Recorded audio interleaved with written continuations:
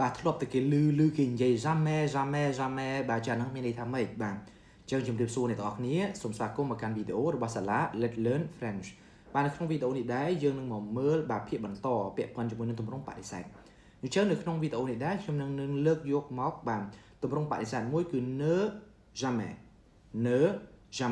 បាទអញ្ចឹងក្នុងករណីដែលយើងនិយាយ ne jamais យើងបកប្រែថាមិនសោះបាទមិនសោះមានថាមិនដែលសោះត្រង់ផ្នែកហ្នឹងអត់តែម្ដងពីមុនក៏មិនឥឡូវក៏មិនបាទត្រង់ផ្នែកហ្នឹងអញ្ចឹងមានន័យថាមិនសោះបាទអញ្ចឹងតាក់ទងជាមួយនឹងកន្លែងចំណុចត្រង់នេះបាទក្នុងករណីនៃការប្រើប្រាស់តាមទម្លាប់ដូចយើងដឹងហើយអញ្ចឹងតែក្នុងករណីខ្ញុំដាក់អាចចន្លោះកដាលហ្នឹងបាទ ne ចុចjamais ចឹងទម្រង់បដិសេធអានៅចន្លោះកដាលហ្នឹងគឺយើងយក verb ដែលបំបែកហើយយកមកប្រើនៅត្រង់ផ្នែកហ្នឹងបាទអញ្ចឹងខ្ញុំឧទាហរណ៍ថា ne jamais នេះយើងថាម៉េច je ne bois jamais de café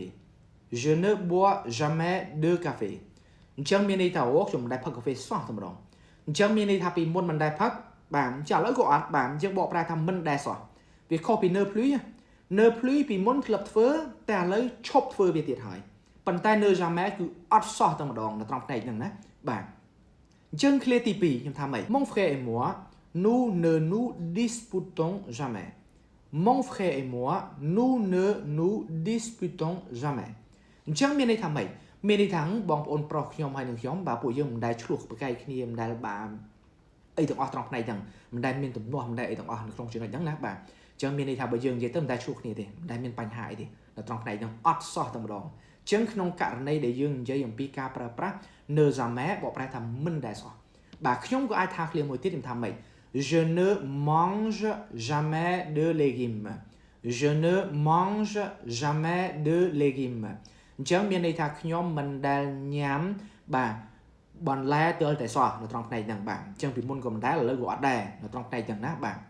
អញ្ចឹងតាក់ទងជាមួយនឹងការបង្កើតសំណួរវិញ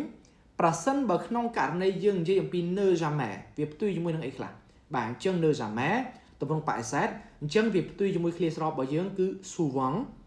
toujours ឬមួយក៏ déjà souvent toujours déjà អញ្ចឹងបើឃើញឃ្លាសំណួរដែលគេប្រើអាហ្នឹងបាទអញ្ចឹងបើសិនជាសកម្មភាពមួយហ្នឹងយើងមិនដែលធ្វើវាសោះដាក់ ne jamais ទៅនៅត្រង់ផ្នែកហ្នឹងអញ្ចឹងយើងប្រើប្រាស់មើលទៅលើអត្ថន័យផងដែរនៅក្នុងផ្នែកហ្នឹង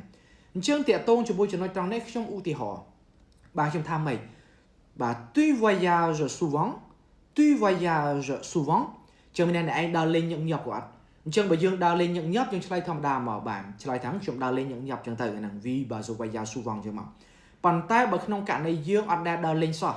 បាទមានតែអត់សោះ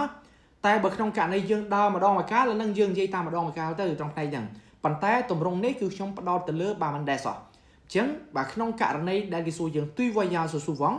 បើយើងថាអត់ដែលសោះចឹងមាន souvent យើងដាក់ ne jamais មកបាទអញ្ចឹងតាអូ non បើអូ non je ne voyage jamais je ne voyage jamais អញ្ចឹងមានន័យថាអូអត់ទេខ្ញុំមិនដែលដើរលេងសោះមកអាហ្នឹងបាទមិនដែលទៅណាសោះមិនដែលដើរលេងសោះអាហ្នឹងណាគឺយើងប្រើប្រាស់ ne jamais បាទដែលជាទម្រង់បដិសេធផ្ទុយពី souvent នៅក្នុងផ្នែកហ្នឹងណាបាទអញ្ចឹងមួយទៀតអ្នកនរគ្នាឃ្លាសំណួរខ្ញុំប្រើ toujours ម្ដងខ្ញុំថាម៉េច tu travailles toujours à Paris tu travailles toujours à Paris បាទអញ្ចឹងបើយើងធ្វើការក៏យើងថាហ្នឹងខ្ញុំធ្វើការនៅនឹងឯងបាទនៅតែធ្វើការនៅនឹងប៉ុន្តែបើក្នុងករណីហ្នឹងបាទនិយាយបើខ្ញុំមិនដែលធ្វើការនៅប៉ារីសផងបាទអញ្ចឹងខ្ញុំថាមិនដែរសោះយើងថាម៉េចបាទអូ non បាទ non បាទ je ne travaille jamais à Paris បាទ je ne travaille jamais à Paris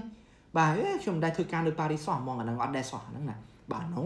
non je ne travaille jamais à Paris ឃើញទេយើងបានអញ្ចឹងអាហ្នឹងគឺ ne jamais នៅក្នុងផ្នែកហ្នឹងមួយទៀតខ្ញុំប្រើប្រាស់តាក់ទងជាមួយនឹង déjà ក៏យើងអាចយកមកប្រើនៅក្នុងលក្ខខណ្ឌ ne jamais បានដែរអញ្ចឹងខ្ញុំថាម៉េចបាទខ្ញុំថា tu as déjà visité Paris tu as déjà visité Paris បាទជើងឯងធ្លាប់ទៅទស្សនាប៉ារីសក៏អត់អញ្ចឹងបើយើងមិនដែលទៅសោះបាទខ្ញុំថាម៉េចបាទ non je n'ai jamais visité Paris បាទ non je n'ai jamais visité Paris បាទអញ្ចឹងមានន័យអត់ទេខ្ញុំមិនដែលទៅលេងទីក្រុងប៉ារីសសោះនៅក្នុងផ្នែកហ្នឹងណាបាទប៉ុន្តែបើចំពោះខ្ញុំបាទខ្ញុំអាចប្រើប្រាស់ប៉ាសង្កវិញអញ្ចឹងទៅឲ្យវាបាទ logic បាទមានន័យថាបាទក្នុងករណីដែលយើងអាចថាម៉េចហ្នឹងខ្ញុំមិនទាន់ទៅទស្សនាទេបាទអញ្ចឹងអាចថាម៉េចបាទប្រកាសជាថ្ងៃណាមួយខ្ញុំនឹងទៅហើយអញ្ចឹងខ្ញុំប្រើប្រាស់ពាក្យ ne ប៉ាអង្គវិញត្រង់ផ្នែកហ្នឹងបាទប៉ុន្តែអា ne ប៉ាអង្គនេះចាំជួបគ្នានៅវីដេអូក្រោយទៀតណាបាទអញ្ចឹងបាទក្នុងវីដេអូនេះយើងមានតែប៉ុណ្្នឹងអ្នកទាំងអស់គ្នាអញ្ចឹងជួបគ្នានៅវីដេអូក្រោយទៀតបាទ merci beaucoup au revoir